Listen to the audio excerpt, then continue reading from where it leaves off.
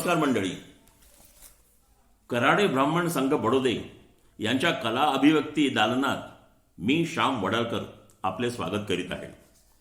दिनांक 23 जानेवारी रोजी महाराष्ट्राचे सुप्रसिद्ध नाटककार, कवी आणि लेखक कैलासवासी राम गणेश गडकरी यांचा स्मृतिदिन असतो. त्यानिमित्ताने समग्र गडकरी वाङ्मयातून नाट्यप्रवेश, वाचन, नाटकातील स्वगते, नाट्यगीते, कविता वाचन वगैरे सादर करण्यासाठी आपल्याकडून खूपच चांगला प्रतिसाद मिळाला, त्याचा आम्हाला आनंद होत आहे. या प्रसंगी या पहिल्या भागात आम्ही काही निवडक 5 व्हिडिओज सादर करीत आहोत, त्याचा आस्वाद घ्यावा. तत्पूर्वी राम गणेश गडकरी यांच्याविषयी थोडेसे सांगावेसे वाटते. मंगल देशा, पवित्र देशा, महाराष्ट्र देशा, प्रणाम घ्यावा माझा हा श्री महाराष्ट्र देशा. राकट देशा, कणखर देशा, दगडांच्या देशा, नाजूक देशा, कोमल देशा, फुलांच्या ही देशा. अंजन कांचन ना करवंदीच्या काटेरी देशा, अंजन कांचन करवंदीच्या काटेरी देशा, बकुल फुलांच्या प्राजक्तीच्या दळदारी देशा. भावभक्तीच्या देशा आणिक बुद्धीच्या देशा, भावभक्तीच्या देशा आणिक बुद्धीच्या देशा. शाहिरांच्या देशा, कर्त्या मर्द्यांच्या देशा. मंगल देशा, पवित्र देशा, महाराष्ट्र देशा. राम गणेश गडकरी यांच्या एक गाजलेल्या कवितेतल्या ह्या काही ओळी होत्या. त्यांना महाराष्ट्राचे शेक्सपियर म्हटले जाते. राम गणेश गडकरी यांचा जन्म 26 मे 1885 रोजी गुजरातच्या नवसारी तालुक्यातील गणदेवी या गावी झाला. पण कालांतराने त्यांचे कुटुंब पुण्यात स्थायिक झाले. त्यांचे शालेय शिक्षण पुण्यातील न्यू इंग्लिश स्कूलमध्ये, तर महाविद्यालयीन शिक्षण फर्ग्युसन महाविद्यालयात झाले. महाविद्यालयात अभ्यास करत असताना मित्राच्या ओळखीने गडकरी हे किर्लोस्कर नाटक मंडळीत दाखल झाले आणि नाटक मंडळीने चालवलेल्या रंगभूमी नावाच्या मासिकातून ते कविता व लेखांसोबत नाट्यलेखनही करू लागले. प्रतिभाचा सम्राट असा त्यांचा गौरव केला जायचा. गडकरी हे नाटककार, कवी, विनोदी लेखक या सर्वच नात्यांनी श्रेष्ठ साहित्यिक होते. नाटककार म्हणून तर ते कमालीचे लोकप्रिय ठरले होते. त्यांची एकच प्याला, भावबंधन, प्रेमसन्यास, पुण्यप्रभाव ही नाटकं कमालीची यशस्वी आणि लोकप्रिय झाली होती. एकच प्याला नाटकाचे तर आजही व्यावसायिक रंगभूमीवर पुणे, मुंबई येथे प्रयोग होत असतात. क्षणपुरे प्रेमाचा, वर्षाव पडो मरणाचा असं लिहिणाऱ्या या कवीस यथार्थतेने प्रेमाचा शाहीर असे म्हटले जात होते. गडकऱ्यांच्या लेखनाचे वैशिष्ट्य असे की त्यांच्या लेखनात जागोजागी सुभाषिते विखुरलेली नजरेस पडे. जगण्यासारखे जोपर्यंत जवळ नाही काही आहे, तोपर्यंतच मरण्यात मौज आहे.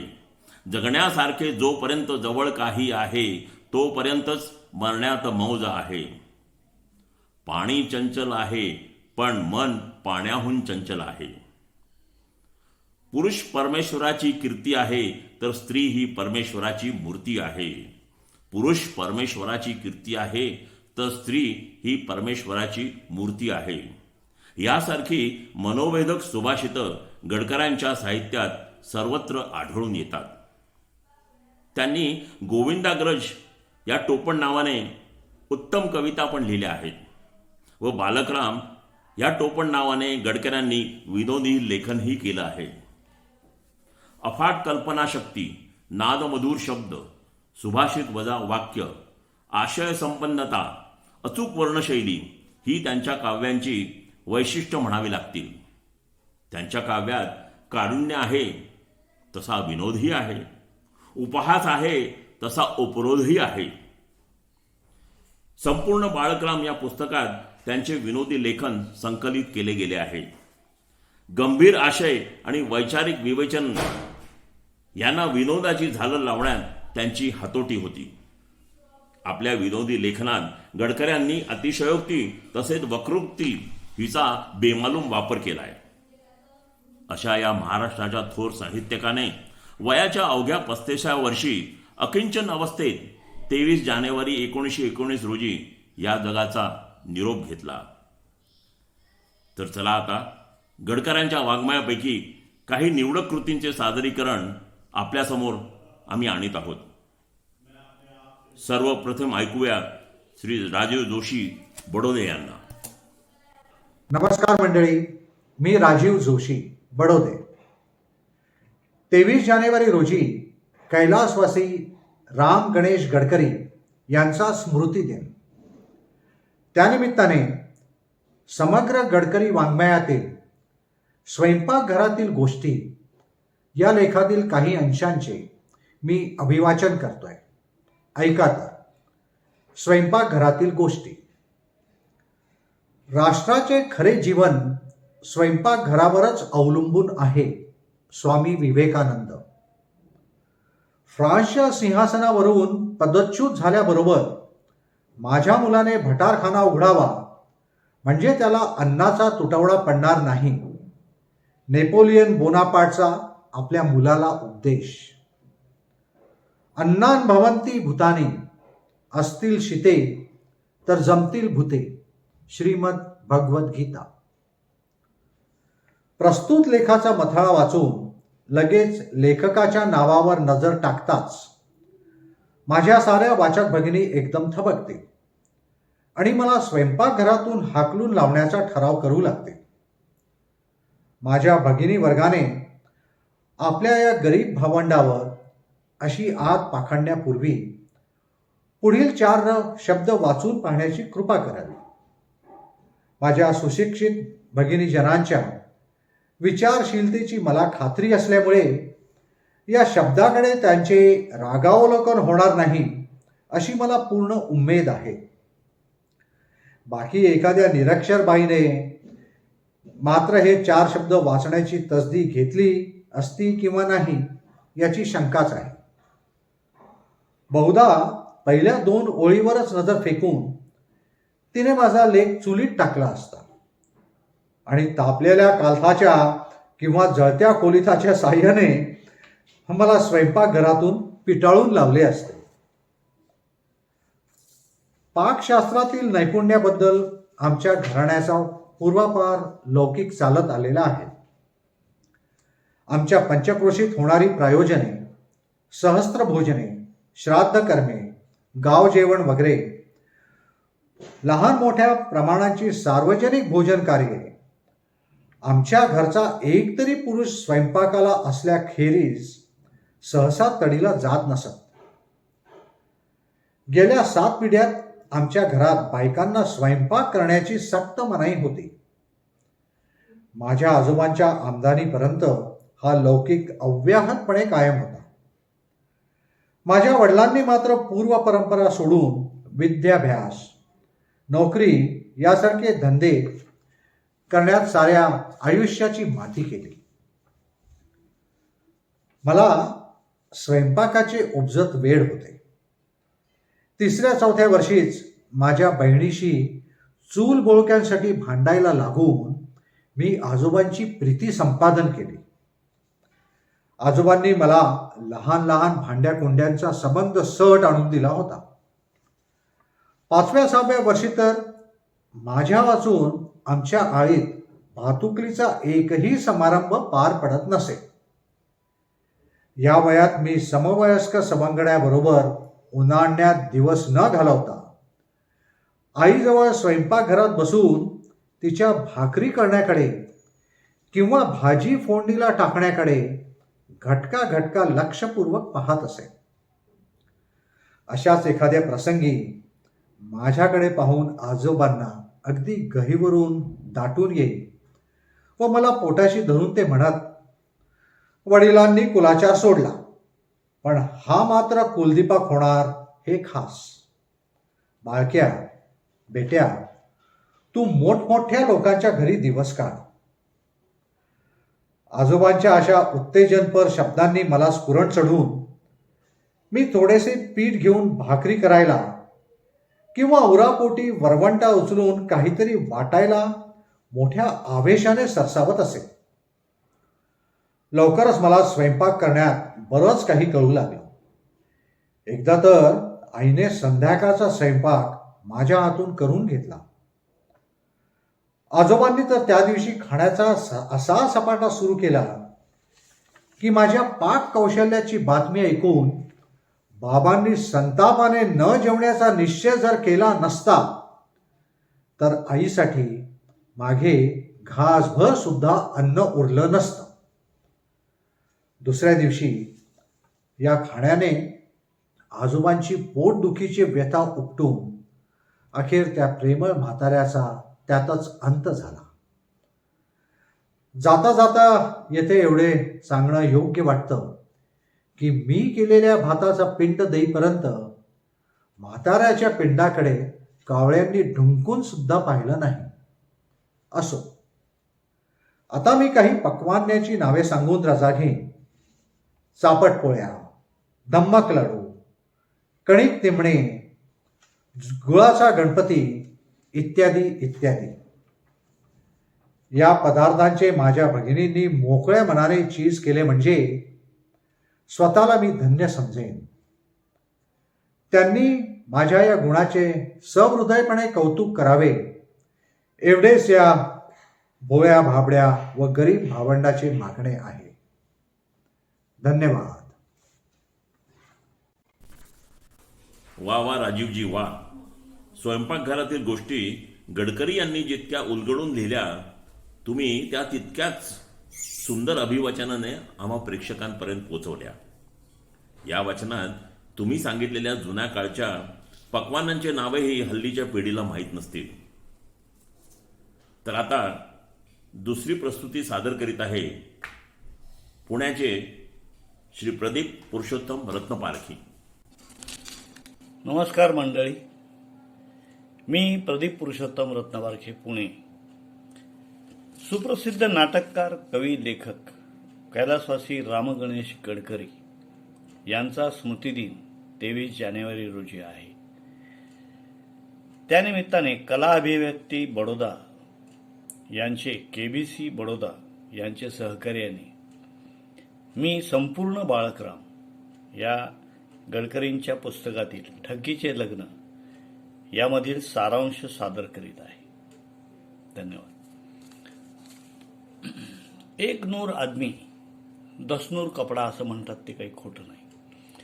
कारण एकच तिंबुरानं आपण कपड्यात जरा जरा फेर केला की निरनिराळे दिसू लागत असत. पांढरा स्वच्छ अंगरखा आणि कमरेभोवतालचा उपरण्याचा कंबरपट्टा चढवून वर मोठे पागोटे ठेवले म्हणजे त्यांच्याकडे पाहताच कृष्णशास्त्री चिपळूणकर, सर दिनकरराव राजवाडे, केरुणाना छत्रे वगैरे गेल्या शतकातील त्या माध्यान्नीच्या तेजोभास्करांची आठवण होई. पगडी काढून पांढरा फेटा नीटनेटका बांधताच तेच तिंबुराना रेल्वे स्टेशनवरील रिफ्रेशमेंट रूमच्या दरवाजावरच्या वेटरसारखे दिसू लागत आणि रुमाल काढून बोडके राहताच देशी मिशनऱ्यांसारखे दिसत असत. रुमाल जरासा अस्ताव्यस्त बांधून गादीवर बसताच अयोध्येच्या नवाबासारखे किंवा मशीर उल मुल्कासारखे शोभू लागत. मी सुद्धा कमरेला उपरणं गुंडाळून व बूट काढून उभा राहताच गाडीमागे उभ्या राहणाऱ्या सैसासारखा दिसत असे. माझे ऑपरेशन व आमचे पोशाख होईपर्यंत गेलेला वेळ आम्ही पूर्वतयारीच्या किरकोळ बाबतीत उरकून घेण्यात घालवला. पूर्वतयारीत कोणतेही न्यून राहू द्यायचे नाही अशी आमची भीष्म प्रतिज्ञा होती. हुंड्या पांड्याचे जमून ऐनवेळी रक्कम उभी करण्यास अडचण पडू नये म्हणून आबा भटजींना गावी पाठवून नानांच्या स्थावर जंगम मिळकतीचे तपशीलवार टाचण व खतपत्रे आणवली होती. खानेसुमारीच्या ऑफिसात जाऊन हिंदुस्थानातील लहान मोठ्या अविवाहित हिंदू लोकांचा नक्की आकडा आणवला. भद्रेश्वर दीक्षितांचा पुण्यातल्या सारा गोतावळा जमून वरसंशोधनार्थ 10 दिशाकडे उधळून दिला. आम्हा नावी लोकांना हजामती करताना यजमानांजवळ आमच्याबद्दल गोष्टी काढण्याची पगारी कामगिरी सांगून टाकली. ठळक अक्षरात काढलेल्या 4 शिळांच्या मोठमोठ्या जाहिराती झाडून साऱ्या भिंताडावर व बुरुजांवर फडकावून दिल्या. जाहिरातीतील मजकूर हा असा होता: या जाहिरातीने पुणे शहरभर आमचं नाव ज्याच्या त्याच्या तोंडी झाले. लागलीच आम्ही त्यांच्याही पुढे जाऊन ठिकठिकाणच्या वृत्तपत्रातून मासिक पुस्तकातूनही पुढील आशयाची जाहिरात झळकावयास लावली. लग्नास तयार, वर पाहिजे, वधू पक्षाची कसलीही अट नाही. मुलगी उत्तम, सुरेख, नाकीडोळी नीटस, तिच्या पाठच्या भावापेक्षा थोडी मोठी, शरीराने सुदृढ, बाळबोध वळणाची, हुंडा भरपूर मिळेल, पत्रिका हव्या तितक्या मिळतील. मुलीच्या सौंदर्याची आम्हीच तारीफ करण्यात काही अर्थ नाही. अगदी जन्मांधाने सुद्धा म्हणजे तिच्या रूपाने चकित होऊन शून्य दृष्टीने तिच्याकडे पाहत राहावे असे. 2 मुली एकदम करणारास 1 मुली इनाम ही सवलत टिंबूनानांच्या धाकट्या 4 मुलींची लग्न होईपर्यंत देण्यात येईल. तेव्हा त्वरा करा. 3 दिवसात हटकून लग्न. गरजूंनी खाली सही करणारा समक्ष भेटावे. अगर बाजूस दिलेल्या पत्त्यावर पत्रव्यवहार करावा. टपाल हशील माफ. तारेचा पत्ता बाळक्या उर्फ बाळकराम गणेश. Telephone number 11. पत्ता घर नंबर 109. Gramophone number 203 42 17. शुक्रवार पेठ पुणे. जाहिरातीचा मसुदा पाहून नाना निहायत खुश झाले. परंतु मुलीच्या सौंदर्याच्या उल्लेखाबद्दल मात्र ते जरा कच खाऊ लागले. तेव्हा मी त्यांची समजूत केली की नाना, हा जाहिरातीचा काळ आहे. आजकाल जाहिरातीतून अचूक गुणकारी औषधांची भपकेदार वर्णनं येतात. त्यांच्यात औषधापुरते तरी सत्य असतं का? मग आपल्यालाच काय, लोकांच्या भोळेपणाचा फायदा घ्यायला काय हरकत आहे?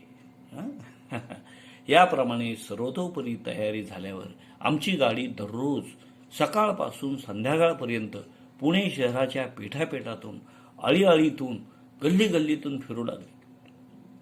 पुणे शहराच्या दिग्विजयात आम्हाला काय काय अनुभव आले त्याची माहिती पुढील खेपेस देण्याचं, अर्थात कुणी न मागता, अभिवाचन देऊन तूर्त मी वाचकांची रजा घेतो.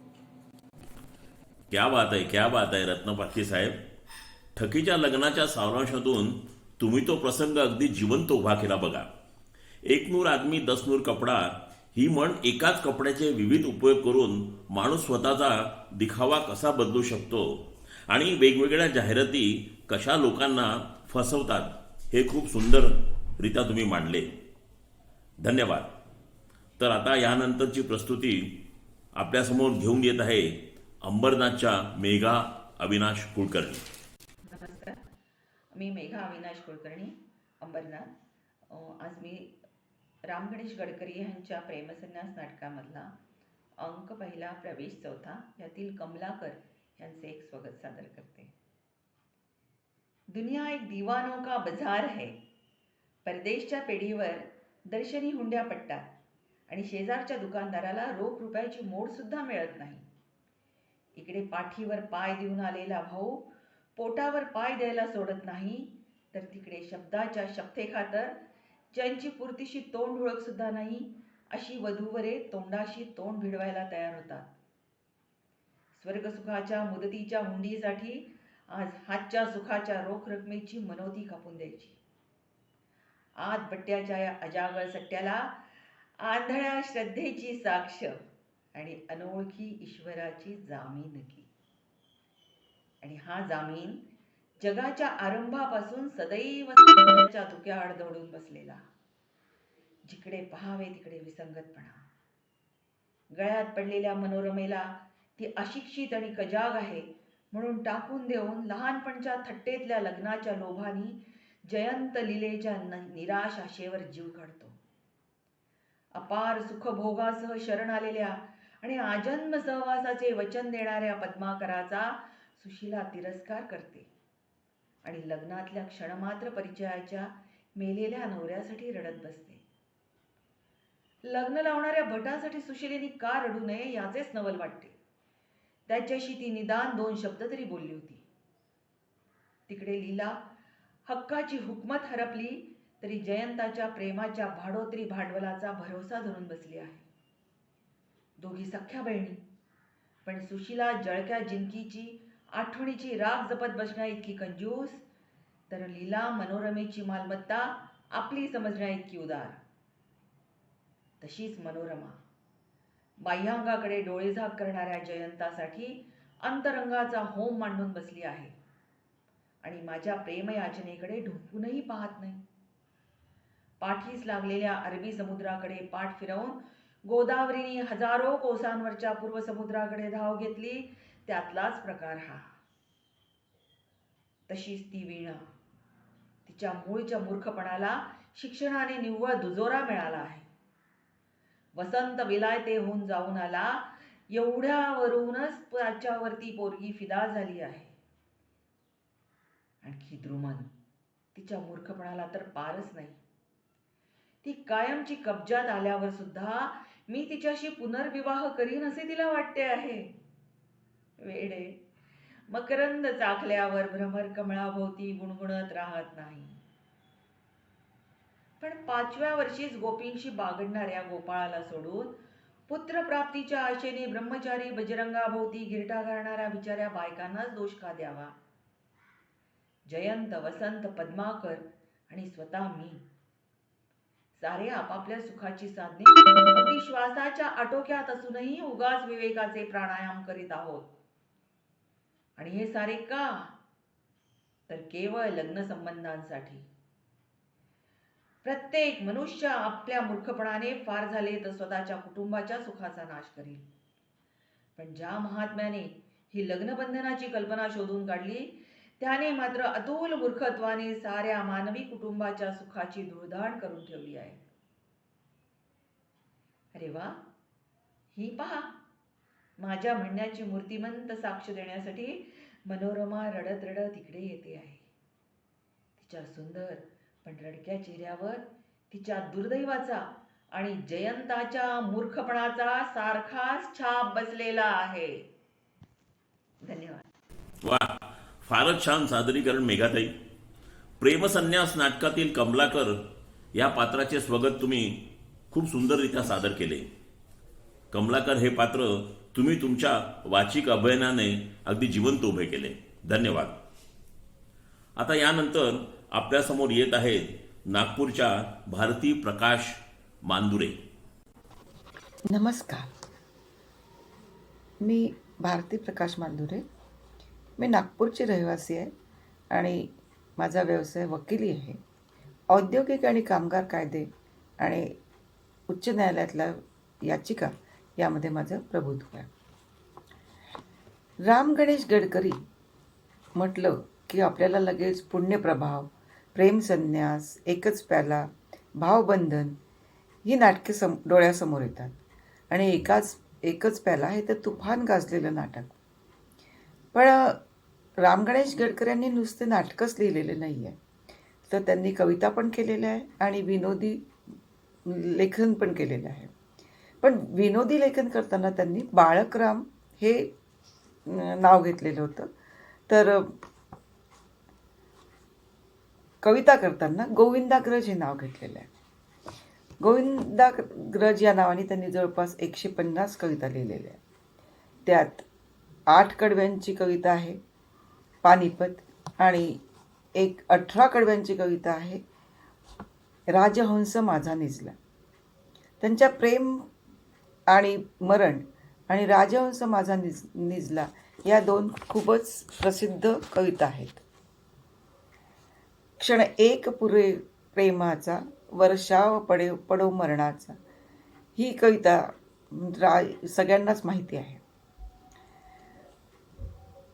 राम गणेश गडकरी हे जरी मुख्यतः प्रेमकवी म्हणून प्रसिद्ध असले तरी त्यांनी उपहासात्मक कविता पण भरपूर लिहिलेल्या आहेत. त्यातली एक कविता अशी चिंतातूर जंतू म्हणून आहे, ती मला आवडलेली आहे. त्याचं मी वाचन करणार आहे. त्याच्यात निसर्गाची असंख्य रूपे पाहून आपण नतमस्तक होतो. जसं काही आकाश, चांदणे, पाणी, हिरव्यागार झाडी, सगळ्या गोष्टीत आपल्याला आनंद मिळतो. पण काही काही लोक निसर्गाची असंख्य रूपे पाहून नतमस्तक होण्याऐवजी प्रत्येक गोष्टीत न्यूनता काढत असतात, किंवा हे असेच का, तसेच का, याचा फायदा काय, या गोष्टी ते पाहत असतात. तर अशीच आपल्या याच्यातला जो चिंतादूर जंतू आहे तो पण तसाच आहे. प्रत्येक गोष्टीमध्ये न्यूनता काढतोय आणि असं का तसं का त्याला सगळ्याच गोष्टीचा प्रश्न पडतोय. या कवितेची गंमत अशी आहे की पहिल्या 3 ओळी ज्या आहेत ते चिंतातूर जंतूच्या मनातलं आहे, आणि प्रत्येक 3 ओळीनंतरची 4थी ओळ हे त्याला कवीने दिलेलं उत्तर आहे. ऐकूया चिंतातूर जंतू. निजले जग का आता, इतक्या तारका खेळल्या गगनाला, काय म्हणावे त्या देवाला, वर जाऊन म्हणजा त्या देवाला. तेज रवीचे फुकट सांडते, उजाड माळ राना उघड्या, उधळण ती बघवत नाही, डोळे फोडून घेच गड्या. हिरवी पाने इतकी केली, उगाच झाडावरती इतकी काही, मातीत त्यांचे काय होत असे, मातीत मिळूनी जा पाही. पुराबरोबर फुकटा वारी, वाहून हे जात, काय करावे जीव तळमळणे, उडी टाकत्या पुरामत. इतक्या जीवांची इतकी गर्दी, जगात आहे का रास्त, भरती मूर्खांचीच होत ना, एक तुझी होशी जास्त. देवा हा विश्वसंसार राहू द्या, राहिला तरी या चिंतातुर जंतूला एकदा मुक्ती द्या परी. मला आवडलेली दुसरी कविता आहे गोविंदाग्रजांची भेट. ही कविता लक्षात घ्या, 1919च्या थोडी मागची आहे. त्या काळातली ही कविता आहे. एक तरुण आणि तरुणींची जर का भेट झाली तर त्यावेळेस कसं काय वागत त्याच्याबद्दलचं वर्णन करणारी ही कविता आहे. ऐकूया. भेट झाली पहिल्या दिवशी. भेट झाली पहिल्या दिवशी, परिचित नव्हतं कुणी कुणाशी, लाजून तेव्हा परस्परांशी दूर दूर बैसलो. दिवस यापरी जाता चार, दिवस यापरी जाता चार, लज्जा उरली नाही फार, त्रास न होता मग अनिवार, जवळ जरा आलो. यापर गेले महिने काही, यापर गेले महिने काही, परिचयास पण पार नाही, लज्जा नुसती तिळभर पाही, सांग कैसे बैसलो. वा वा भारतीताई. गोविंदाग्रज म्हणजे राम गणेश गडकरी यांच्या 2 सुंदर कविता, चिंतातूर जंतू आणि दुसरी भेट, या दोन्ही कविता तुम्ही त्याच्या भावार्थासह सुंदररित्या सादर केल्या. आपण स्वतः इंडस्ट्रियल आणि लेबर लॉसची प्रॅक्टिस करणाऱ्या वकील असून सुद्धा साहित्याची गोडी जपताय, याबद्दल अभिनंदन. आता आपण आजच्या या पहिल्या एपिसोडच्या सांगतेकडे वळत चाललोय. शेवटची प्रस्तुती सादर करीत आहे बडोद्याचे श्री श्याम वडाळकर, म्हणजे मीच बरं का. नमस्कार, मी श्याम वडाळकर, बडोदे, सध्या बंगलोर.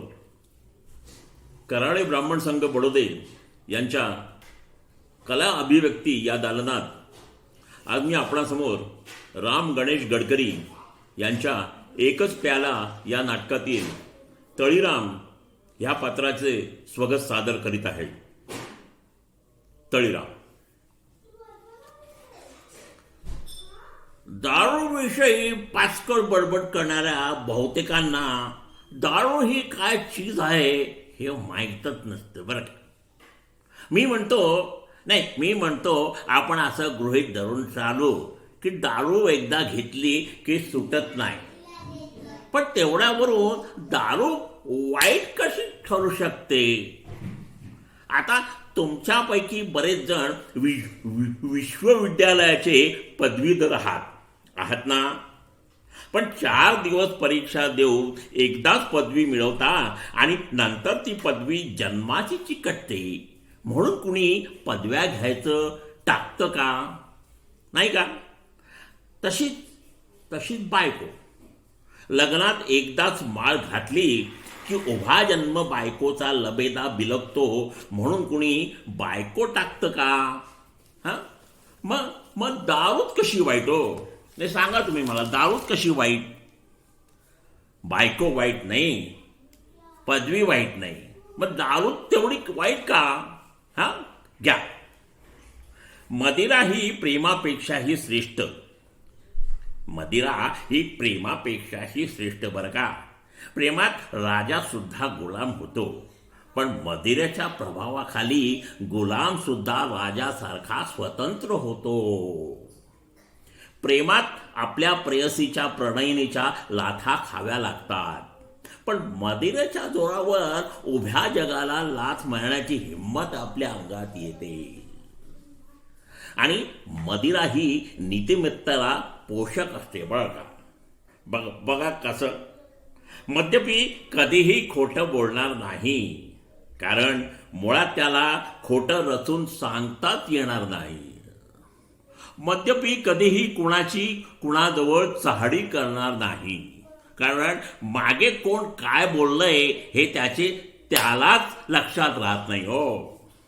बरं, मद्यपी कधी कुणाचा विश्वासघात पण करणार नाही, कारण मुळात त्याच्यावर कोणी विश्वासच ठेवत नाही. अलीकडे खाण्यापिण्याची जी अडचण निर्माण झाली आहे ना, ती दूर करण्यासाठी आम्ही एक संस्था काढायचं ठरवलंय. हा, त्याचं नाव आहे आर्य मदिरा मंडळ. काय, अलीकडे मद्यपान हलक्या लोकांच्या हातात गेल्यामुळे संभावित लोकांकडून त्याची जी हेळसांड होते ना, ती दूर करण्याचा आमचा एक प्रामाणिक प्रयत्न आहे बरं का. मी तर माझं मृत्यूपत्र पण तयार केलंय. तुम्हाला सांगतो, तुम्ही पण करून घ्या. मी मेल्यानंतर माझ्या घराचा गुत्ता करा आणि त्याला तळीराम मोफत मद्यालय असं नाव द्या. हा गुत्ता रात्रंदिवस उघडा राहायला पाहिजे बरं का. त्याच्यासाठी सरकार दरबारी खटपट करून परवानगी मिळवा, म्हणजे अडला नडल्यांची गैरसोय होणार नाही. गोरगरिबांना मोफत दारू वाटा, विद्यार्थ्यांना स्वस्त दरात दारू द्या. माझी खरी भिस्त या तरुण पिढीवर आहे बरं का. मी मेल्यानंतर माझ्या तोंडात गंगोदक सोडू नका, तुळशीपत्र पण ठेवू नका. त्याऐवजी दारूचे 4 थेंब माझ्या तोंडात सोडा आणि तोंडावर दारूच्या बाटलीचे बुच ठेवा, म्हणजे प्राण जाताना ठसका जरी लागला ना, तरी तोंडातली दारू हे बाहेर येणार नाही, ते सांडणार नाही. धन्यवाद. तर मग काय मंडळी, एकच प्यालामधला तळीराम व त्याचे दारूविषयीचे विचार कसे वाटले? कधीतरी वाटतं, जसं तळीराम म्हणाला तसं, की आपण इतक्या मेहनतीने मिळवलेली पदवी चिकटली एकदा की ती टाकू शकत नाही, आणि एकदाच माळ घातलेली बायको सुद्धा आपण टाकू शकत नाही, मग दारू का टाकावी? पण बरं का, तळीरामाचे हे विचार जास्त सिरियसली घेऊ नका, ह्यातच सर्वांचे भले आहे. असो, मला खात्री आहे की आजच्या भागातील सर्व 5 व्हिडिओज आपल्या सर्वांना नक्कीच आवडले असतील. याच विषयावरील दुसरा भाग आम्ही येत्या मंगळवारी सादर करण्याचा प्रयत्न करीत आहोत. या निवडक व्हिडिओजना कराडे ब्राह्मण संघाच्या यूट्यूबवर व फेसबुक पेजवर प्रसिद्धी दिली जाईल. आमच्या दर महिन्याच्या कलाविषयक मंचनात असे सहभागी होण्याची आपल्या सर्वांना नम्र विनंती आहे. आमच्या यूट्यूब चॅनल व फेसबुक पेजवरील कृतींना लाईक करा आणि कमेंट करा व आमचे यूट्यूब चॅनल सबस्क्राईब करा आणि आमचा सहभाग घेणाऱ्या कलाकारांना उत्साह वाढवावा ही विनंती. तुम्ही यूट्यूब चॅनल सबस्क्राईब केलं की आमच्या संघाचे इतर कार्यक्रमसुद्धा त्याची तुम्हाला इंटिमेशन म्हणजे सूचना मिळत जाईल. धन्यवाद.